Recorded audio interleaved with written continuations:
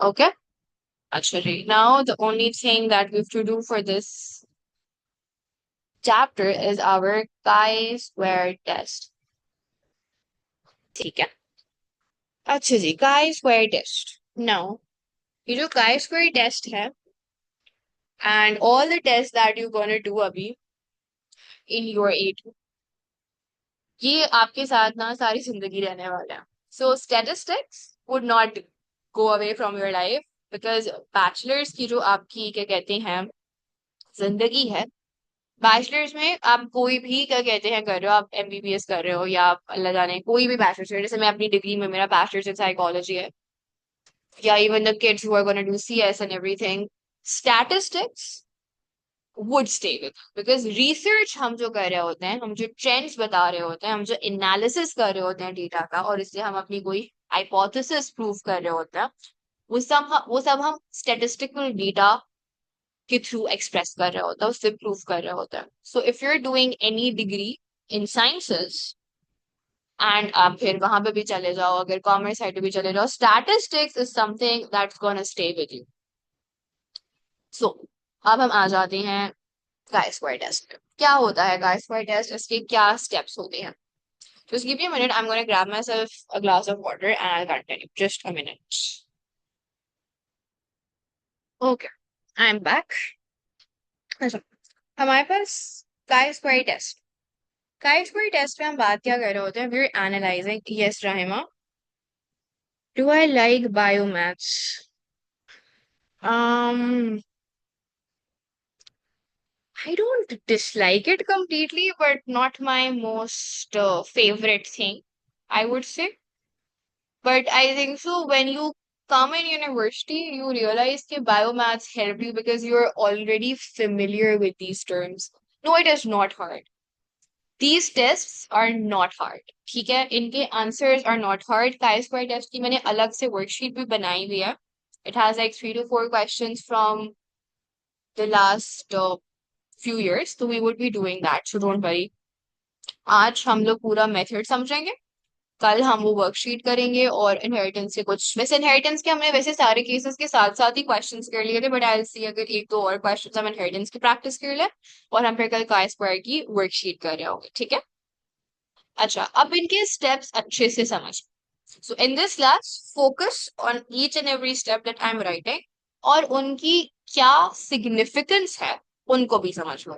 अगर अभी कॉन्सेप्ट समझ आ जाएगा तो chi स्क्वायर टेस्ट मुश्किल नहीं होगा. ठीक है ना. Focus over here.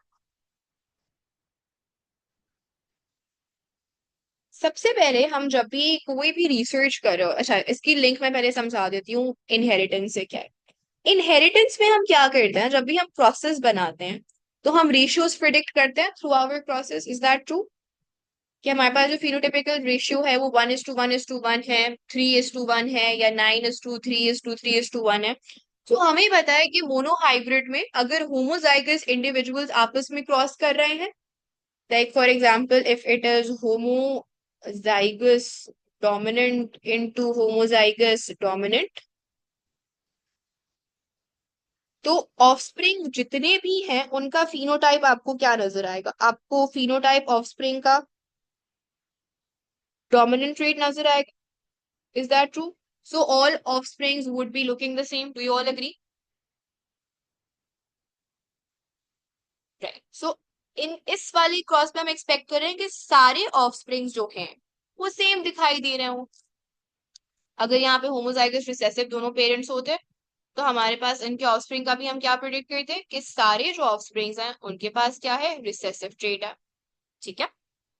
अब लेट्स से हमारे पास होमोजाइगस डोमिनेंट और होमोजाइगस रिसेसिव को हम क्रॉस करते ऑफस्प्रिंग फिनोटाइप में, हमें खाली डोमिनेंट ट्रेट ही हम एक्सपेक्ट कर रहे होते because all the individuals would have been heterozygous. Is that what we predict?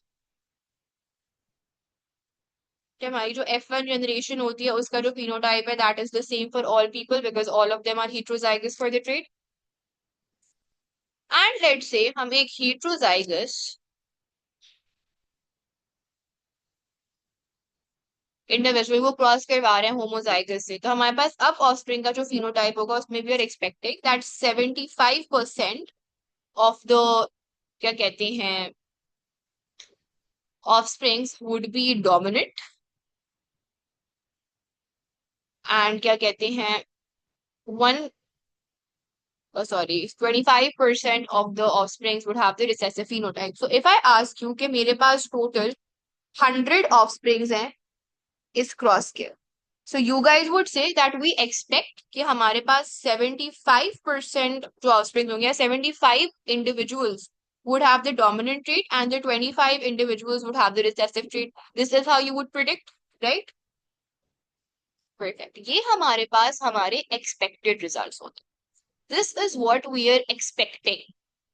Inheritance में जो भी हमारे रेशियोज ऑफ ईच क्रॉसेस हैं, वो हमारी एक प्रिडिक्शन होती है, वो हम थ्योरेटिकली एक्सपेक्ट कर रहे होते हैं, बाय द बुक चल रहे होते हैं. जेनेटिक्स जो है, it is a very random spontaneous process. जरूरी नहीं है कि हमारे पास यही चीज हम ऑब्जर्व भी कर रहे हो. ठीक है. सो अब हमारे पास, हम एक नल हाइपोथेसिस ड्राफ्ट करते हैं. जब भी कोई चीज फिगर आउट करने जाते हैं ना साइंस में, हम हमेशा एक हाइपोथेसिस से स्टार्ट कर रहे होते हैं. एक स्टेटमेंट होती है जो कि हम प्रूव करना चाहते हैं, या तो वो स्टेटमेंट सही साबित हो जाएगी या वो स्टेटमेंट नलिफाई हो जाएगी. So whenever we are starting with a chi-square test, we would have a null hypothesis. Now what that null hypothesis would be? हम क्या देख रहे हैं? हम ये देख रहे हैं कि expected results और observed results में कितना फर्क है. सबसे पहले we will drive our null hypothesis. Null hypothesis की, नल का मतलब होता है नो. नल हाइपोथेसिस में हम लिखते हैं that there is no significant difference between the expected and the observed result. Null का क्या मतलब होता है? None. So no significant difference between the observed and expected results.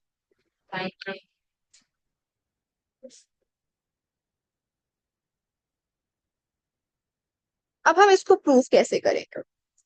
What methodology would we use to prove this statement कि हमारे पास observed and expected results में कोई फर्क नहीं है?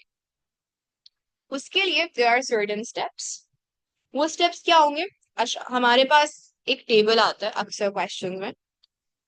वो टेबल कभी कभी हमारे लिए फिल होता है, या वो टेबल कभी कभी हमें खुद फिल करना पड़ता है, जिसमें हमारे पास ऑब्जर्व्ड एंड एक्सपेक्टेड ऑफस्प्रिंग्स या ऑब्जर्व्ड एंड एक्सपेक्टेड इंडिविजुअल्स के फिनोटाइप्स गिवन होता है. लेट्स से हम लोग एक क्रॉस कर रहे हैं between a plant which is heterozygous and with a homozygous recessive plant. अच्छा, हमारे पास heterozygous में डोमिनेंट ट्रेट आएगा, तो हमारे पास heterozygous was let's say pink in colour, और रेड ले लेता है, red is the dominant colour. और ये हमारे पास let's say comes out to be yellow in colour. Now हम क्या एक्सपेक्ट कर रहे होंगे कि हमारे पास जो ऑफस्प्रिंग्स हैं उनके फिनोटाइप में 75% offsprings are red and 25% offsprings are yellow. This is what we are expecting. They would say कि हमारे पास टोटल जो ऑफस्प्रिंग्स हैं, टोटल ऑफस्प्रिंग्स थे हमारे पास लेट्स से 600, और उनमें से हमारे पास ऑब्जर्व्ड जो थे उनमें let's say 400 are red and 200 are yellow. So observed में हमारे पास रेड लिख देते हैं. रेड वर 400. येलो कितने थे? येलो हमारे पास 200 था.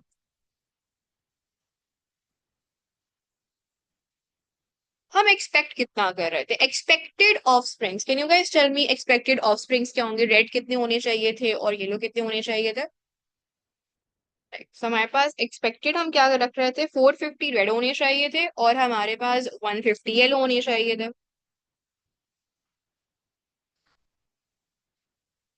ना। हमारे पास हम डिफरेंस निकालेंगे कि हमारे पास डिफरेंस कितना आ रहा है between observe and the expected.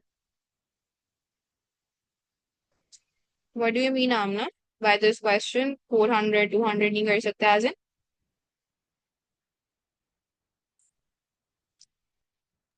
Means मतलब to the probability to be 450 and 150, right? तो हम उनको 400 और 200 क्यों नहीं ले सकते? हमने प्रोबेबिलिटी कैसे निकाली? प्रोबेबिलिटी हमने रेशियो से निकाली ना, 3:1 का रेशियो था। तो हमारे पास होल क्या है? होल हमारे पास बेसिकली 4 था। उस 4 का जो रेशियो था उसका 3 कंपोनेंट्स जो थे वो रेड थे, 1 कंपोनेंट जो है वो क्या था, येलो था।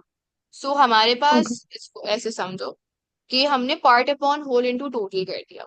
सो हमारे पास वी नो कि हमारे पास 3:1 should be a ratio of a heterozygous and a homozygous cross. ये हमें पता है थ्योरेटिकली, मेंडल के जो क्रॉसेस हैं उनका जो थ्योरेटिकल हम रेशियोज लिखते हैं, देर थ्योरेटिकल, जरूरी नहीं है कि रियल वर्ल्ड में हमें वो चीज बाय द बुक 100% वही नजर आ रही होगी।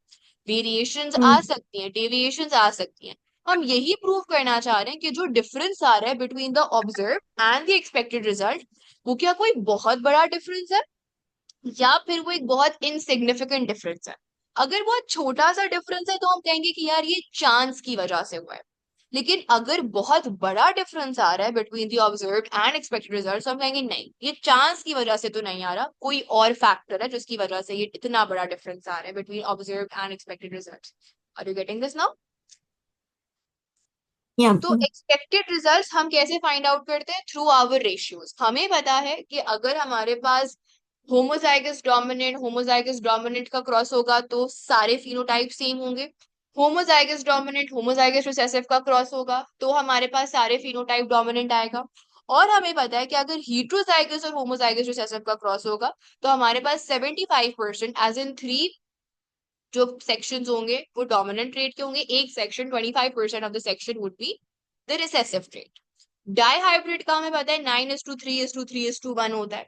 सो ये रेशियोज हमें पता होता है, राइट? उन रेशियोज की बेसिस पे we can figure out the expected result. हमें पता था कि 75% of the total should be your red, तो हमने लिख दिया 75% of 600 is 450 and 25% should have been yellow, तो हमने 25% निकाल लिया ऑफ 600 विच इज 150। ठीक है?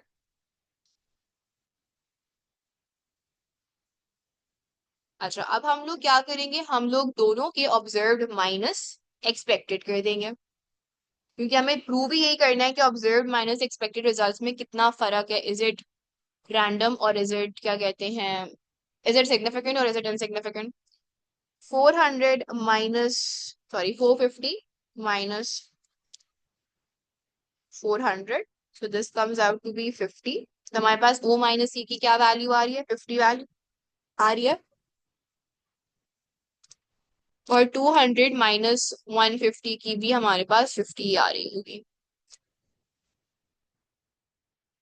ना। उसके बाद हमारे पास जो हमने ओ माइनस ई की वैल्यूज फाइंड आउट की हैं, वो ओ माइनस ई की वैल्यूज का हम होल स्क्वायर ले लेंगे।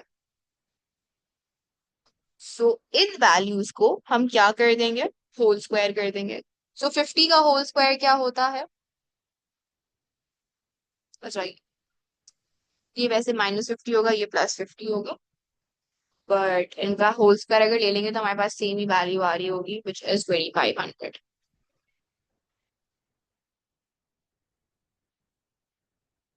ना। यहाँ तक आसान है सब कुछ। अब एक फॉर्मूला आ जाता है, ये फॉर्मूला आपने याद रख, ठीक है? और वो फॉर्मूला क्या है कि जो आपकी ओ माइनस ई होल स्क्वायर की वैल्यू है उसको हमने एक्सपेक्टेड से डिवाइड कर देना है। तो हमारे पास यहाँ पर 2500 को हम डिवाइड कर रहे होंगे हाँ हाँ, समीशन मैं एंड में कर दूंगी। Summation I do at the end for the chi square value M. दोनों के इंडिविजुअल निकाल के बाद में समेशन, ताकि हर चीज का हमारे पास easy step wise break down हो जाए। सो 2500 को हम यहाँ पे डिवाइड कर देंगे किससे? इसका एक्सपेक्टेड क्या था? 450। और यहाँ पर 2500 को हम डिवाइड कर देंगे उसके एक्सपेक्टेड से। Can you guys tell me what values are coming? मैं अपना कैलकुलेटर साथ रखना भूल गई हूँ। 5.556 for the first one, guys. अच्छा, 5.56 एंड दूसरे वाले की 16.67। अच्छा जी। अब जो ये हमारे पास वैल्यू आई है ना, O minus E whole square divided by E की, अब ये जो आपके पास सिंबल होता है ना, दिस सिंबल, ये जो एक्स स्क्वायर का सिंबल है, ये एक्स स्क्वायर नहीं है, ये हमारे पास क्या कहते हैं, काई स्क्वायर वैल्यू का सिंबल है। और काई स्क्वायर वैल्यू जो है वो कैसे हम फिगर आउट करते हैं? Chi square is basically the sum of all your O minus E whole square upon E की value. So in this case हमारे पास काई स्क्वायर वैल्यू क्या होगी? 5.56 प्लस 16.67। और काई स्क्वायर वैल्यू क्या आ रही है? काई स्क्वायर वैल्यू हमारे पास आ रही है, इन दोनों को अगर हम ऐड कर दें,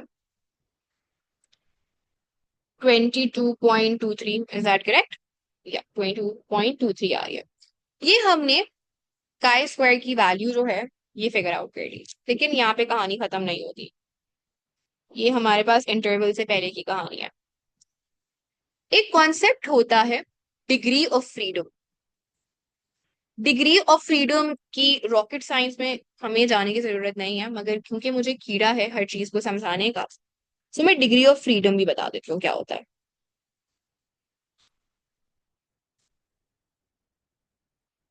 हमारे पास यहाँ पर क्या कहते हैं, कितनी कैटेगरीज या कितनी हमारे पास चीजें हम देख रहे थे। हमारे पास दो चीजें हैं, रेड और yellow. Yellow yellow sorry, at this point my everything is giving up on me.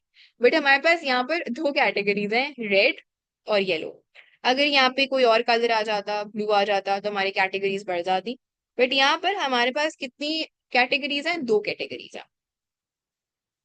हमारे पास जितनी भी कैटेगरीज होती हैं वो कभी कभार सी से रिप्रेजेंट होती हैं, कभी कभार एन से रिप्रेजेंट होती हैं। मैं यहाँ पे फुली लिख देती हूँ। जितनी भी नंबर ऑफ कैटेगरीज हैं उनको आप -1 कर दो। अब डिग्री ऑफ फ्रीडम होता क्या है? हमारे पास फॉर एग्जाम्पल, मेरे पास अगर क्या कहते हैं 9 बॉल्स हैं, मेरे पास अगर 9 बॉल्स हैं और आप लोग भी 9 हो, ठीक है, और मैं एक एक इंसान को 9 बॉल्स दूं, तो मेरे पास जो 8 बॉल्स है ना, वो रैंडमली किसी के पास भी जा सकती हैं। यानी कि कोई सी भी बॉल किसी भी इंडिविजुअल के पास जाने की इक्वल चांस या इक्वल प्रोबेबिलिटी रखती है, सिवाय आखिरी वाली बॉल के। क्यों? क्योंकि जब मैं 8 बॉल्स दे चुकी होंगी, तो जो आखिरी एक बॉल बचेगी वो चांस पे नहीं जाएगी, वो आखिरी रह गई थी जिसकी वजह से हमारे पास, उसके पास फ्रीडम नहीं था कि वो चांस पे जाए। आखिरी वाला बच्चा और जो आखिरी वाली बॉल होगी ना, उसको सबसे बचा हुआ मिलेगा।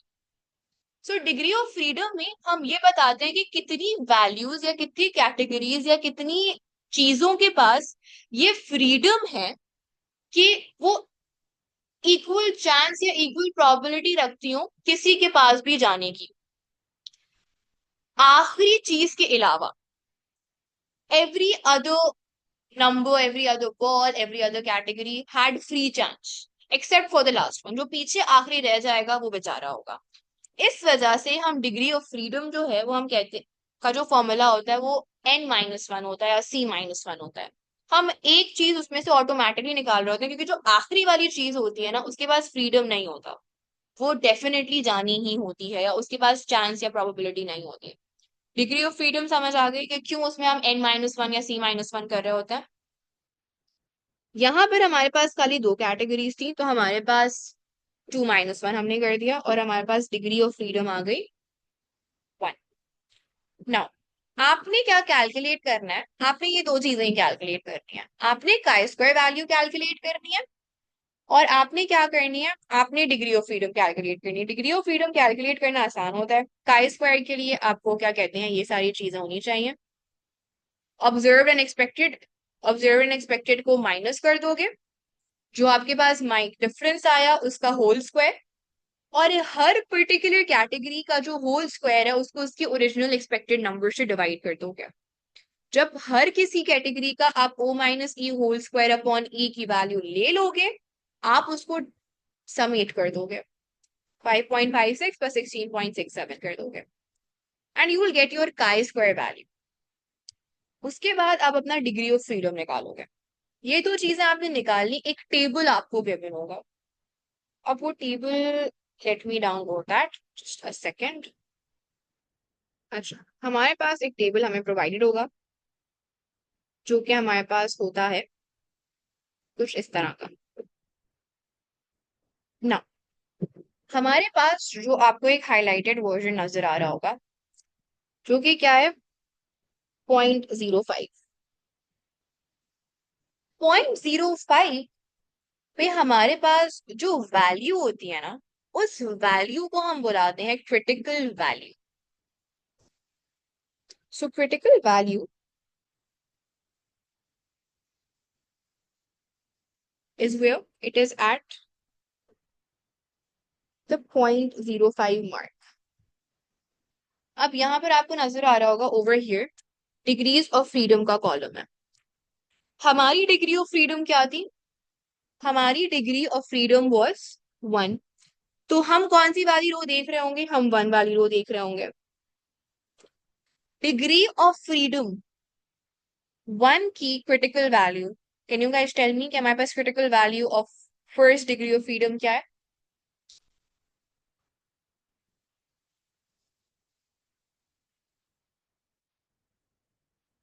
राइट, सो हमारे पास the critical value at 1 degree is 3.841। अब हम कंपेयर करेंगे अपनी क्रिटिकल वैल्यू को with our chi square value. Chi square value हमारी क्या थी, chi square value was 22.23। Our chi square value was 22.23। Now हमारे पास इस कंपैरिजन से हमें समझ आएगा कि क्या हमारा जो नल हाइपोथेसिस है वो एक्सेप्ट होगा या रिजेक्ट होगा। Null hypothesis क्या था? Null hypothesis was basically we were claiming that there is no significant difference between the observed and the expected results. अब हम ये कैसे प्रूव करें, हमारी अगर क्रिटिकल वैल्यू जो है और हमारी जो chi square वैल्यू है, if the chi square value is greater than the critical value,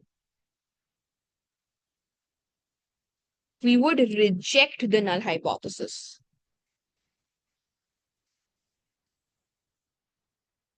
अगर हमारे पास हमारी chi square की वैल्यू बड़ी आ रही है हमारी क्रिटिकल वैल्यू से, हमारा नल हाइपोथेसिस रिजेक्ट हो जाएगा। और अगर हमारी chi square value is less than equal to the critical value, we would accept our null hypothesis. Now in this case scenario, can you guys tell me by comparing the critical value and the chi square value, हमारे पास हम अपना null hypothesis accept करेंगे या reject करेंगे। We would reject it because our chi-square value is very great in comparison to our critical value. यानी कि हमारे पास जो डिफरेंस आ रहा है between observed and the expected offsprings, that is not due to chance. वो हमारे पास चांस की वजह से randomly नहीं आ रहा। So यहाँ पर we would say that X reject the null hypothesis, reject the difference is not due to chance. Is this clear? Any questions? Miss, is there some like way to learn this? Because इसके अंदर मैं बहुत ज़्यादा वो होती हूँ, confuse होती हूँ. Because I think it's different for teachers too. इसका उल्टा होता है for that. नहीं, हमारे पास क्रिटिकल वैल्यू से अगर हमारे पास वैल्यू बहुत बड़ी है तो हमारे पास वहां पर भी शायद रिजेक्ट ही होता है. I see but I think so that stage constant. But I still confirm. Okay, मैं क्या इसको किस तरह याद करें अगर आप कोई इसका. क्रिटिकल वैल्यू से अगर बहुत ज्यादा बड़ा है, यानी कि हमारे पास सी 3.84 हमारी के होनी चाहिए थी क्रिटिकल वैल्यू, और हमारे पास क्या कहते हैं इतने ज्यादा डिफरेंस पे आ रही है काई स्क्वायर वैल्यू, तो क्या हमारे पास हम नल हाइपोथेसिस को एक्सेप्ट कर सकते हैं?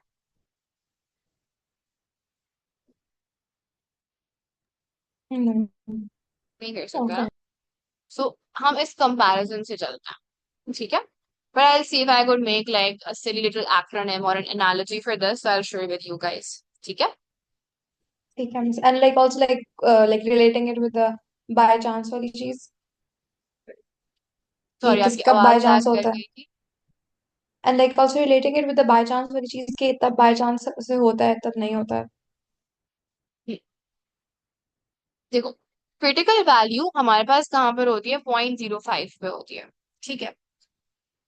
0.05 का मतलब है कि सिग्निफिकेंस लेवल है. देखो ये सारी सिग्निफिकेंस लेवल. सिग्निफिकेंस का क्या मतलब होता है कि हमारे पास सिग्निफिकेंट अगर कोई चीज है तो मतलब कोई बहुत बड़ा डिफरेंस आ रहा है.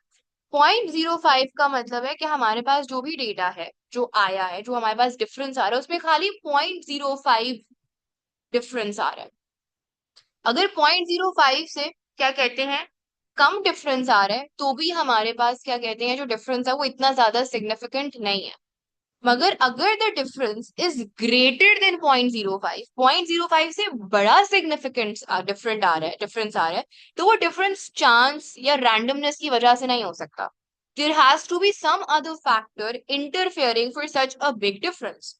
तो हमारे पास 0.05 के अंदर अंदर या 0.05 से कम अगर हमारा वो आ रहा है, क्या कहते हैं difference, so we would accept it कि हमारे पास क्या कहते हैं the null hypothesis is accepted, there is no significant difference. But अगर 0.05 से कहीं ज्यादा डिफरेंस आ रहा है then we would have to reject it कि हमारे पास जो significant amount of difference observe किया जा रहा है and this could not just be because of chance और randomness. Are you getting this? 0.05 से ज्यादा बड़ा डिफरेंस है, there has to be some other factor. 0.05 से कम अगर डिफरेंस है तो इतना सिग्निफिकेंट डिफरेंस नहीं है and we can accept the null hypothesis. ठीक है? Yes, that makes sense. Thank you so much. ठीक है. Okay. Okay. Now, we studied chi-square test yesterday, or जो chi-square test के methods थे, that was something I explained to you guys yesterday. आज हम लोग दो questions करेंगे एक साथ, और एक question would be homework for you all to do it on your own, so that अच्छा इंटरेस्टिंगली ये सारे जो क्वेश्चंस हैं ये पेपर 4 के हैं एंड 2022 2023 इस तरह के इयर्स के हैं. सो ये एक मिसकंसेप्शन होती है कि बायोस्टैट्स जो है वो खाली B5 में आती है, B4 में नहीं आती. ऐसा बिल्कुल भी नहीं है. chi square test is something and Simpson's biodiversity index, these two formulas are important for both paper 4 and paper 5. ठीक है. अच्छा जी. The fruit fly Drosophila melanogaster has autosomal genes for body color and wing shape. Now we are talking about two different genes. एक gene है body color की, एक gene है wing shape. ये क्या हो गई हमारे पास एक dihybrid inheritance का केस बन रहा है. Gene B is involved in the production of body color. B is dominant allele for brown body color. Small b is recessive allele for black body color. So brown body color is dominant trait, black body color is your recessive trait. Gene D is involved in wing shape. The dominant allele is for a straight wing. The recessive allele is for a curved wing. A dihybrid test cross was carried out between flies heterozygous for body color and wing shape and flies homozygous recessive for body color and for wing shape. Table 5.1 shows the number of offsprings of each phenotype obtained in the test cross. Table 5.1. अच्छा, एक second. Just a second. Okay. So, yeah, I was reading the question. I would go over it again quickly. Basically, हमारे पास जो ये case है, it's of a fruit fly. And हमारे पास क्या कहते हैं, दो जीन्स की बात हो रही है, दो जीन्स की इनहेरिटेंस हम देख रहे हैं, एक बॉडी कलर और एक wing shape.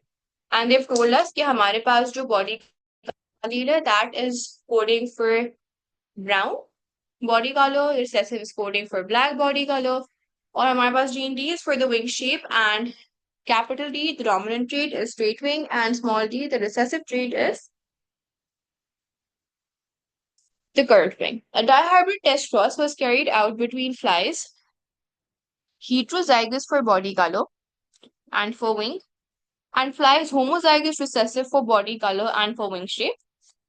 Table 5.1 shows the number of offsprings of each phenotype obtained in the test cross. Use table 5.1 to calculate the expected number of each phenotype if the two genes are on different autosomes. Write your answers in the table. If the two genes are on different autosomes, is this a case of linked inheritance or is it a case of unlinked inheritance? Exactly, unlinked, non-linked inheritance. अच्छा, हमारे पास जो parents हैं वो क्या है, heterozygous for body color and for wing. तो heterozygous वाला जो parent होगा उसके पास capital P small b, capital D small d, and it would be crossed with a homozygous recessive for both traits, so small b and small d. Okay. So in this case हमारे पास जो gametes बनेंगे they would be basically इसके parent के capital B, capital D, capital B small d, small b small d and small b capital D. और यहाँ पे हमारे पास एक ही गमीट आएगा which would be B and D. Is that the case? अच्छा, अगर हम इनके क्रॉसेस बना के कंफर्म करें कि हमारे पास रेशियो क्या आएगा, सो हमारे पास basically what you guys think इस क्रॉस का रेशियो कितना आना चाहिए? ओके, चलो हम कंफर्म कर लेते हैं. यहाँ पे हम क्या कहते हैं, ड्रॉ कर लेते हैं ये क्रॉस ताकि हमारी कंफ्यूजन जो है वो दूर हो जाए. Let's add a page. ना हमारे पास क्या है, we have capital B, capital D, capital B small d, small b capital D and small b small d. और यहाँ पे हमारे पास बेसिकली ये कंबाइन करेगा BD के साथ, सो वी वुड हैव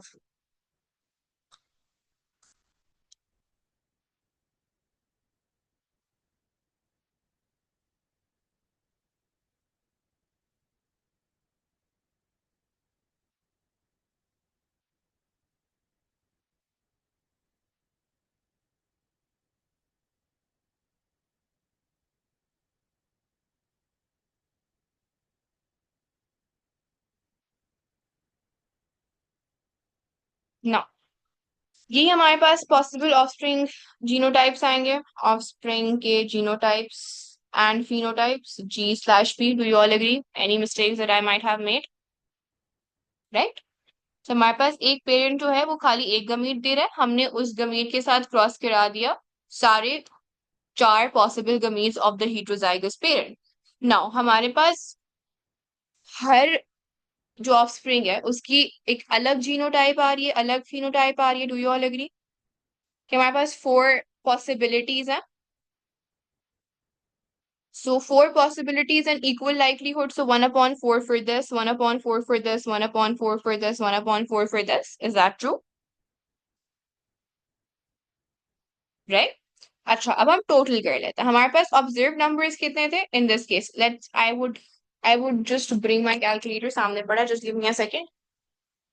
हाँ, so let's add up the total number of offsprings. हम total number of offsprings को add up करेंगे सबसे पहले. तो 2843 plus 855 plus 842 plus 2768.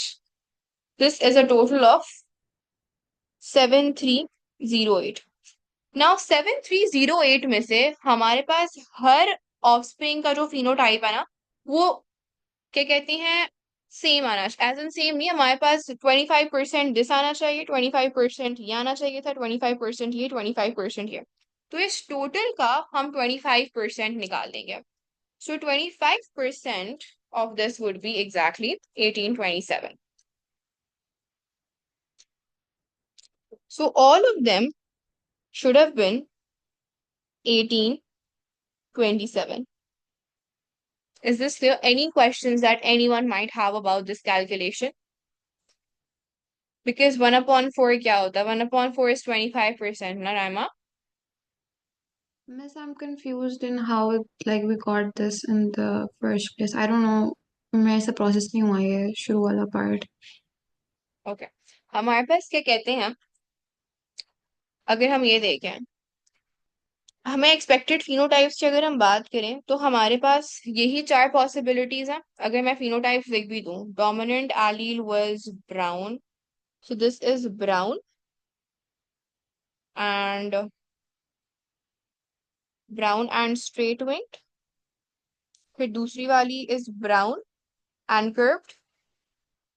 दूसरा हमारे पास, तीसरा जो है, that would be black and straight, and this would be black and curved. हमारे पास इक्वल चांसेस है ना कि 1/4 of the offspring would be brown and straight, 1/4 of them would be brown and curved, 1/4 out of them would be black and straight, and 1/4 would be black and curved। Miss, लेकिन फिर ये 9331 ratio नहीं हुआ ना?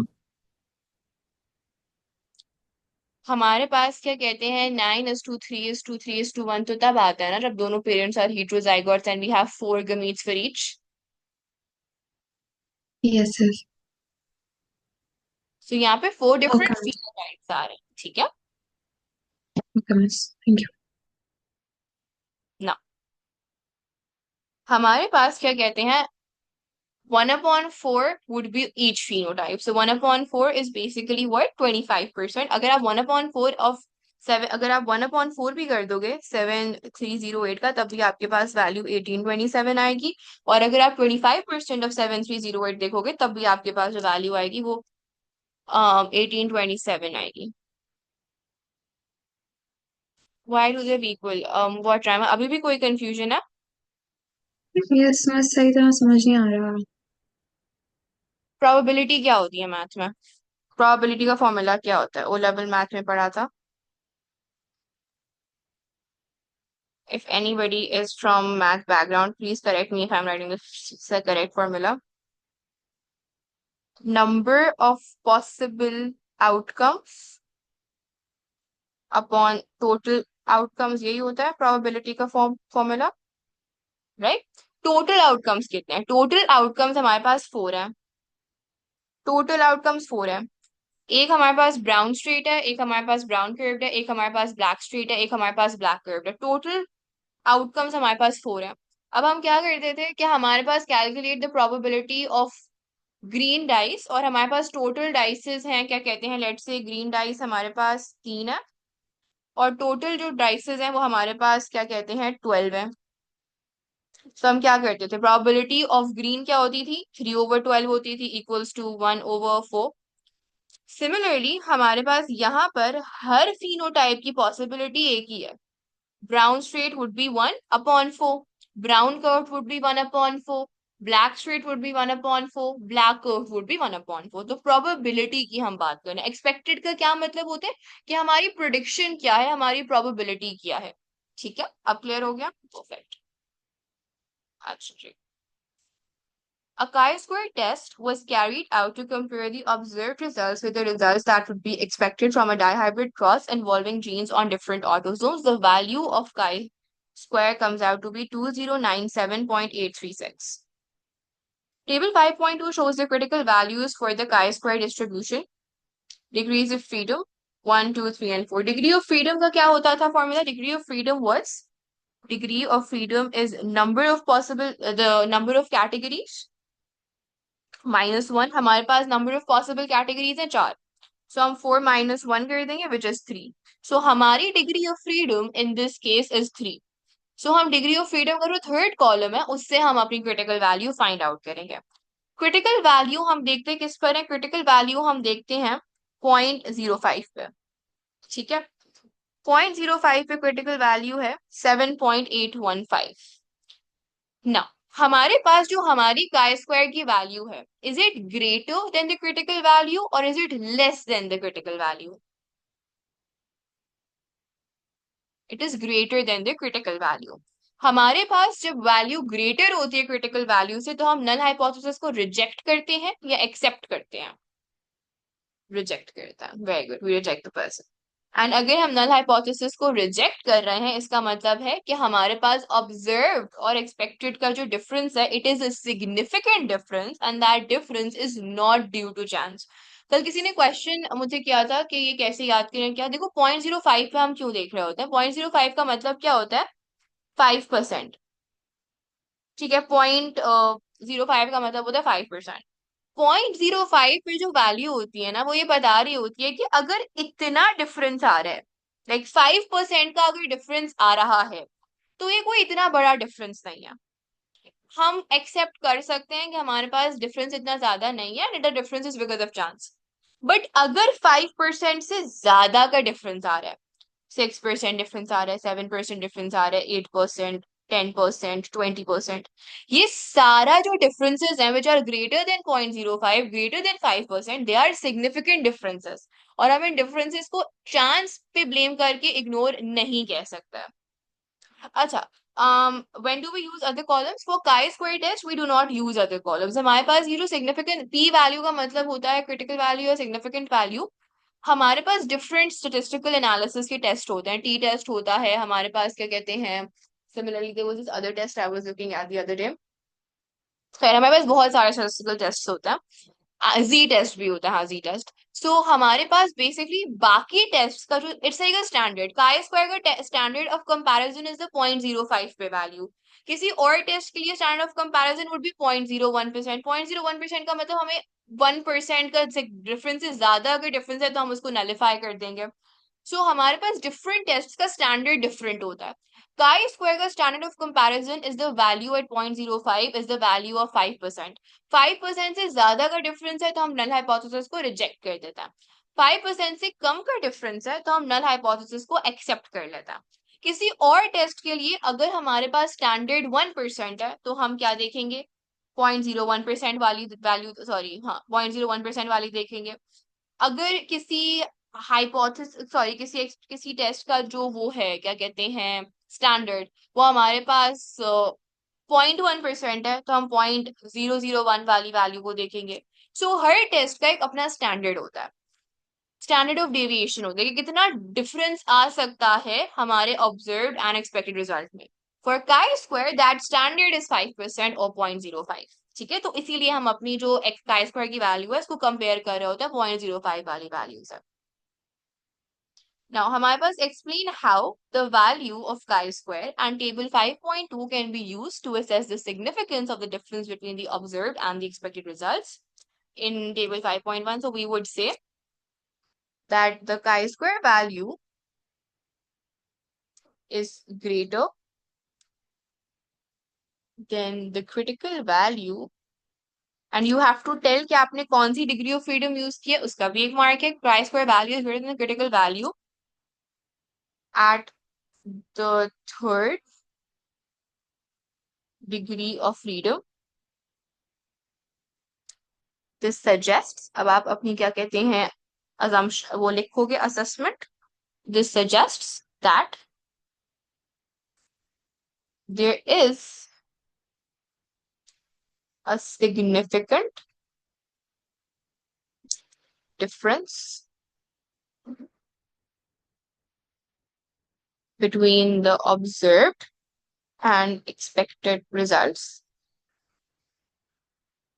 Thus, the null hypothesis is rejected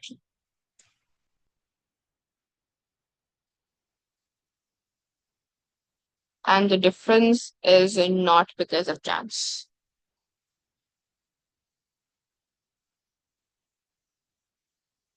Okay.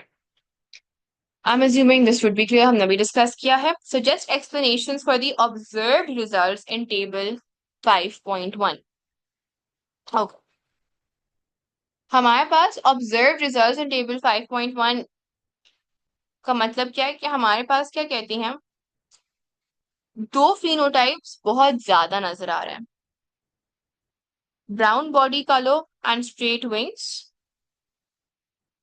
and black body color and curved wings.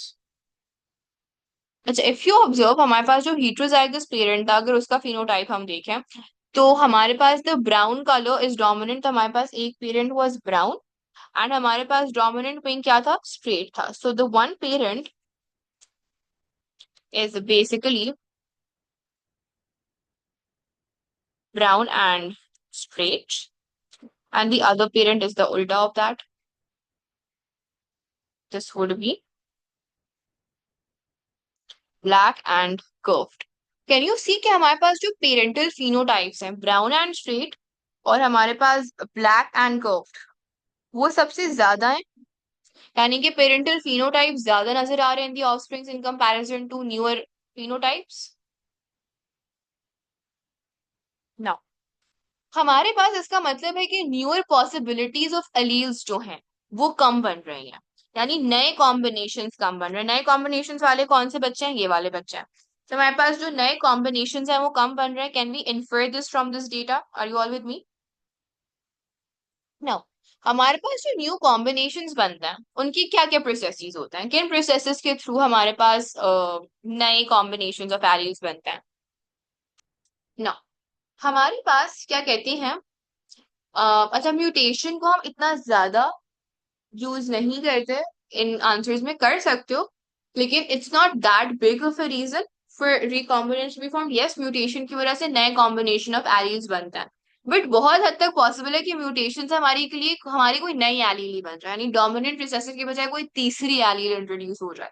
So mutation might not be the most appropriate approach. I am not saying कि mutation से new alleles ही बन जाए, लेकिन अगर न्यू एलील बन रहा है तो रिसेसिव से भी डिफरेंट कोई तीसरी चौथी पांचवी एलील आ जाए. So mutation although it's not incorrect but वो आपका फर्स्ट आंसर चॉइस नहीं होना चाहिए. अच्छा, दो चीजें जो आप लोगों ने क्या कहते हैं मेंशन की, जो कि हम डिस्कस करेंगे, वो हम करेंगे crossing over and independent assortment. अच्छा, can you guys tell me, हमारे पास जो क्रॉसिंग ओवर होती है, क्रॉसिंग ओवर से जो हमारे पास न्यू रिकॉम्बिनेंट्स बनते हैं और हमारे पास जो इतने ज्यादा चेंजेस आते हैं वो हमारे पास लिंक्ड जीन्स में आते हैं ना. हमने क्या कहते हैं dihybrid inheritance of linked genes में ही स्वैपिंग देखी थी. Do you all remember? Okay. Now इसका मतलब है कि हमारे पास probably the genes were linked genes. ये एक ही ऑटोजोम पे लिंक थी, the gene for the body colour and the gene for the wing. They were what, they were on the same chromosome, on the same autosome. तभी हमारे पास नए recombinants बन रहे हैं. ठीक है, are you all with me? ये बात समझ आई थोड़ी सी? आई नो थोड़ा सा ट्रिकी है to understand but I will go over it again.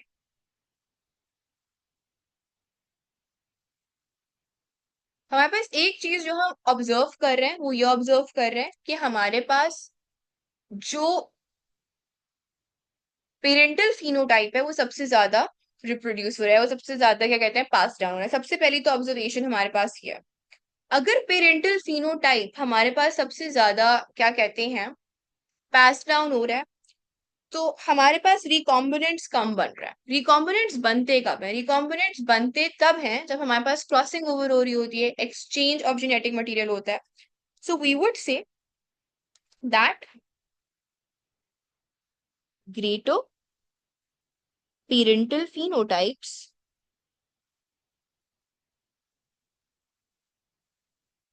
are observed in the offspring. ये हमारी सबसे पहली ऑब्जर्वेशन हो गई.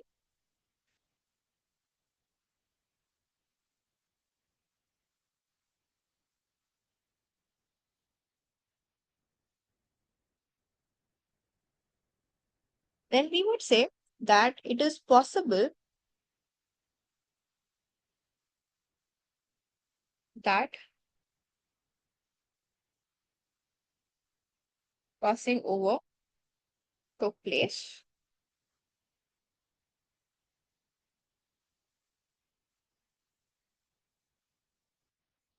And the link and the genes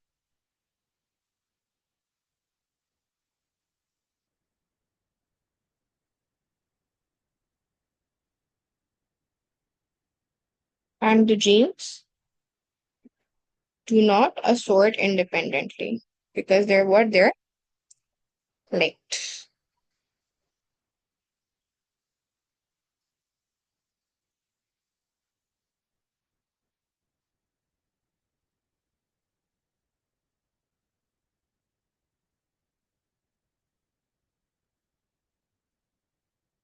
Is this clear? Any questions? Any point that you guys want me to re-explain?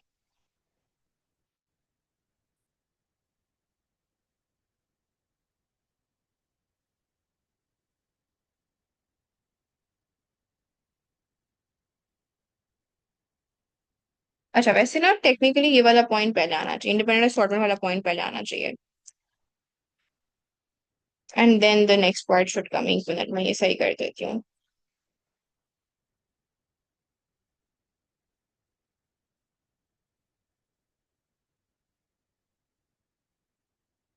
Okay, so created parental phenotypes are observed in the offspring. तो यानी कि जो offsprings में phenotype जा रहा है वो exactly वही जा रहा है जो कि पेरेंट का था, यानी पेरेंट के जो क्रोमोसोम पे जीन्स थी वही उठ के एग्जैक्टली जा रही हैं किसके अंदर? ऑफस्प्रिंग के अंदर।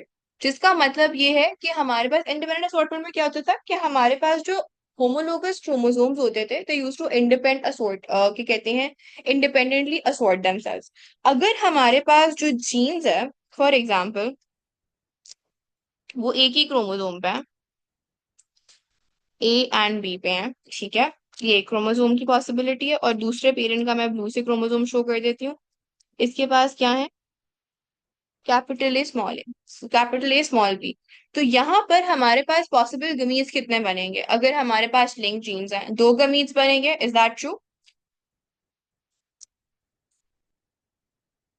ए बी ऑफ वन पेरेंट और दूसरे पेरेंट का A B. Is that correct? If the genes are linked, so parent A का ये बन जाएगा, पेरेंट बी का ये बन जाएगा। अच्छा हमारे पास पेरेंट ए वाज वो हेटेरोजाइगस था।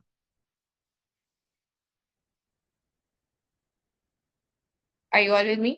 कि पेरेंट ए अगर हमारे पास हेटेरोजाइगस था दोनों जीन्स के लिए, तो हमारे पास क्या कहती हैं, capital A B small A B एक पेरेंट के पास जाता और एक पेरेंट हमारे पास होमोजाइगस रिसेसिव था, तो हमारे पास क्या कहते हैं, उसका एक ही गमीट बनेगा। यहाँ से पेरेंट ए के दो गमीट्स जा रहे होंगे।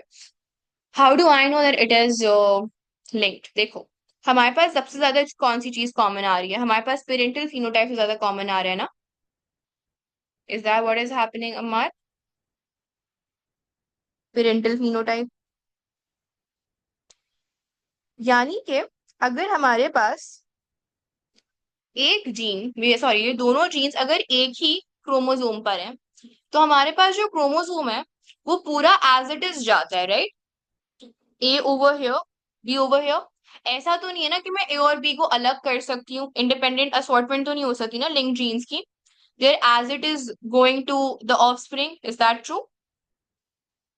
यहाँ पर हम क्या, हमारे पास जो पेरेंटल फिनोटाइप्स की पॉसिबिलिटीज है, यानी ए और बी की जो पॉसिबिलिटीज है वो कहीं ज्यादा बन रही हैं in comparison to the other possibilities. तो इससे समझ क्या लग रही है कि हमारे पास ये जो दो जीन्स है ना, बॉडी कलर की और स्ट्रेट विंग्स की, ये they are inherited together. Are you understanding this? और इनहेरिटेड टुगेदर वाली कौन सी जीन्स होती हैं? जो हमारे पास लिंक्ड जीन्स होती हैं। समझ आ रही है मैम कि मैं कैसे हम प्रिडिक्ट कर रहे हैं? Yes, can you hear me? Yes. So मतलब कि जो लिंक जीन्स होती हैं उनमें इंडिपेंडेंट असॉर्टमेंट नहीं होती। हाँ हमारे पास इंडिपेंडेंटली असॉर्ट क्या चीज कर रही होती है? होमोलोगस क्रोमोसोम्स कर रहे होता है।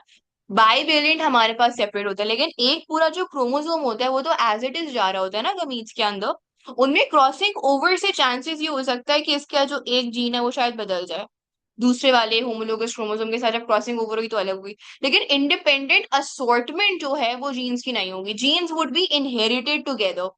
और क्रॉसिंग ओवर से अगर कोई नया रिकॉम्बिनेंट बन रहा है तो possibility of new recombinants are very less likely. यानी पेरेंट्स के जो वो थे ना, जेनेटिक मेकअप था, जेनेटिक क्रोमोसोम्स थे, उनके उनसे डिफरेंट एलील्स बनना, उनसे डिफरेंट कॉम्बिनेशन बनना, वो एक बहुत लेस लाइकली इवेंट है।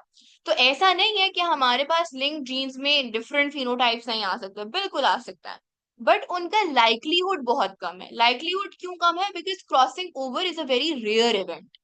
आर यू गेटिंग दिस अमर?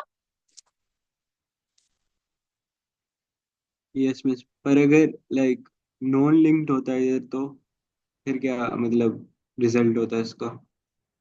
अगर ये हमारे पास अनलिंक्ड होता तो हमारे पास ये चारों ना बहुत करीब करीब होते, जैसे हम एक्सपेक्ट कर रहे थे ना, 1827, 1827, 1827, ये सब सिमिलर काउंट है, तो ये आसपास ही होते। फॉर एग्जाम्पल अगर एक 1800 है तो दूसरा लेट से 1700 होता, एक लेट से 1600 होता, इतना ज्यादा डिफरेंस नहीं होता। समझ आ रही है?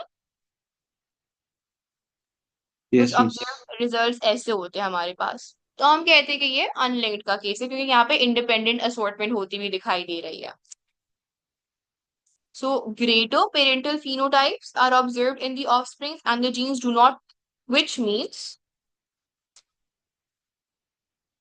that the genes do not assort independently and are inherited together. It is possible that crossing over took place and the genes were on the same chromosome, thus inherited together, due to which the expected ratio of unlinked dihybrid cross was not achieved. Unlinked dihybrid cross का हमने क्या ratio बताया था? 1/4, 1/4, 1/4, 1/4। लेकिन वो वाला achieve नहीं हो रहा। अच्छा, अब हमारे पास ये भी है कि हमारे पास जो रिकॉम्बिनेंट्स हैं वो कम हमें नजर आ रहे हैं। सो हम यहाँ पे बात करेंगे कि हमारे पास जो रिकॉम्बिनेंट्स हैं they are less, and that is because हमारे पास crossing over is a very rare event. The recombinant phenotypes are less because crossing over is a rare event.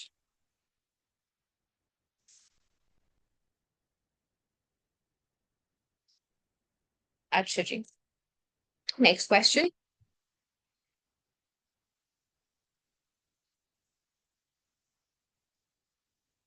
Wing pattern in the butterfly species Heliconius melpomene is controlled by genes on autosomal chromosomes. The gene for banding pattern on the upper wing has two alleles, a dominant allele coding for a full band, a recessive allele coding for a broken band. The gene for ray pattern on the lower ring wing has two alleles, a dominant allele coding for rays, a recessive allele coding for no rays. Scientists crossed a butterfly that was homozygous dominant for both genes with a butterfly that was homozygous recessive for both genes. The scientists wanted to check whether the phenotypic ratio for offsprings in the F2 generation agreed with the expected phenotypic ratio of 9:3:3:1. The result of the genetic cross are shown in figure 4.2. So, उन्होंने हमें parental क्या कहते हैं दे दिया है, phenotype and genotype, and they have shown us the F1 generation. F1 generation में हमारे पास सारे क्या हैं? heterozygotes हैं। heterozygotes क्यों? क्योंकि हमें खाली एक ही phenotype नजर आ रहा है जो कि हमारे पास dominant phenotype है, full band with race। और फिर जब हमने F1 जनरेशन का आपस में क्रॉस करवाया तो F2 जनरेशन जो है उसमें क्या हमें नजर आ रहा है? हमें नजर आ रहा है कि हमारे पास जो हमारा फुल बैंड रेज है वो 99 है। हमारे पास जो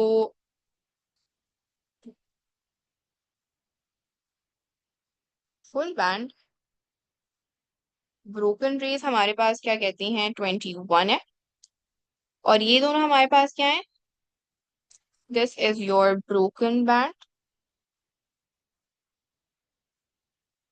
race and broken band no race. Explain the term F1 generation. How would you define F1 generation? F1 generation is produced as a result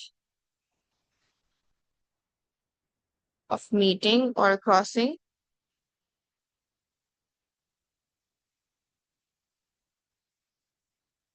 to genetically different parents, which are homozygous dominant.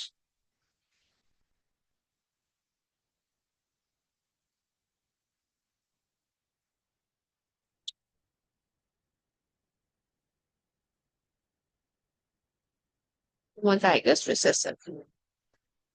The scientists use the chi-square test to compare their data to the expected phenotypic ratio of 9:3:3:1. The formula for the chi-square test is shown in figure 4.3. They have given us a chi-square formula and they've given us the key that O stands for observed, E stands for expected.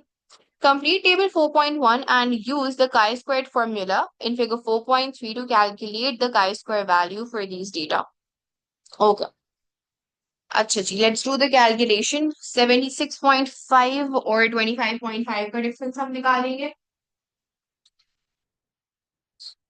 25.5 minus 76.5, this comes out to be minus 51.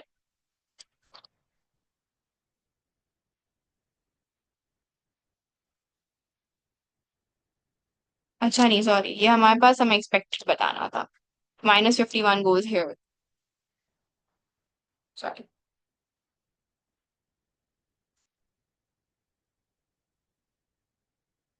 हमें वो देना है, यहाँ पर expected value देनी है. तो हमारे पास एक्सपेक्टेड था इसका 3. सो हमारे पास 3 अपॉन, अच्छा यहाँ पे हम कैसे प्रोबेबिलिटी फाइंड आउट करेंगे? हमारे पास part upon whole into total करेंगे. हमारे पास 9 + 3 12, 12 + 3 15, 15 + 1 16, 16 में से थर्ड वाला पार्ट का हमें निकालना है. टोटल हमारे पास कितने ऑफस्प्रिंग्स है? टोटल हमारे पास 99 + 21 + 8 we have 136.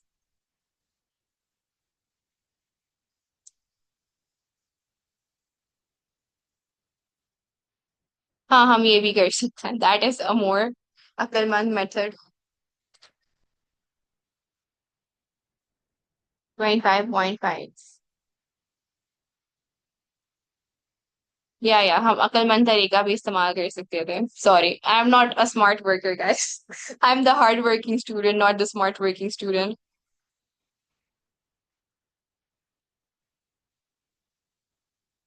हाँ, वो मैंने गलती कर दी थी. That's why I first found that one. So क्या कहते हैं, हमारे पास क्या कहते हैं, अब हम एक्सपेक्टेड माइनस ऑब्जर्व करेंगे, which is 8 minus 25.5, which would be minus 17.5. हम इसका होल स्क्वायर निकाल लेंगे. Minus 17.5 whole square would be 306.25. और इसको हम डिवाइड कर देंगे हमारी एक्सपेक्टेड वैल्यू से, which was 25.5, and this comes out to be 12 point something, if I am not mistaken. 12.09. Yeah, so we can basically round it off to 12.01. Easy seems. अब हमें क्या देनी है? हमें chi-square value देनी है. Chi-square value is simply the summation of all these values. So plus 0.03 plus 0.79 plus 6.62, and this comes out to be 19.44. Is that what you all are also getting? 9.449 है. I'm going to write it as 19.45. ठीक है?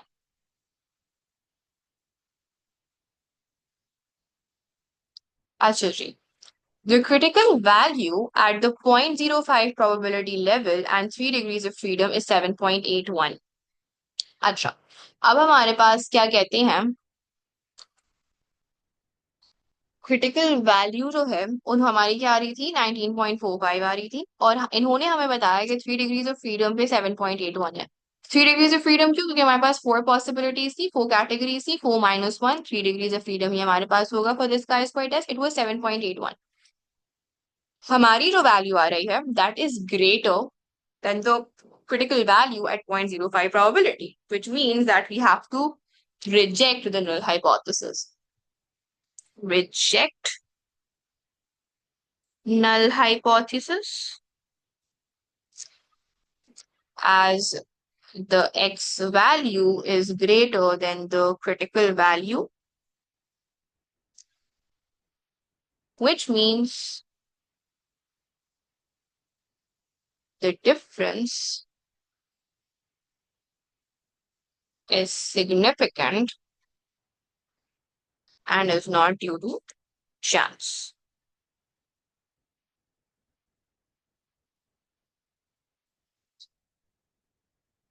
Suggest two reasons why phenotypic ratios in the F2 generation do not always match the expected ratios. Again, कोई भी दो reasons आप लिख दो. Random fertilization, and you can say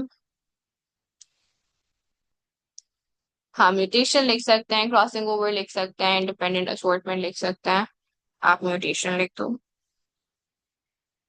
ठीक है. Okay. This question, the third one, is a homework for you guys. You guys would be solving this for me. And again, ये सारे P4 के questions हैं. Usually आपके पास chi-square का formula लिखा हुआ आता है. ठीक है.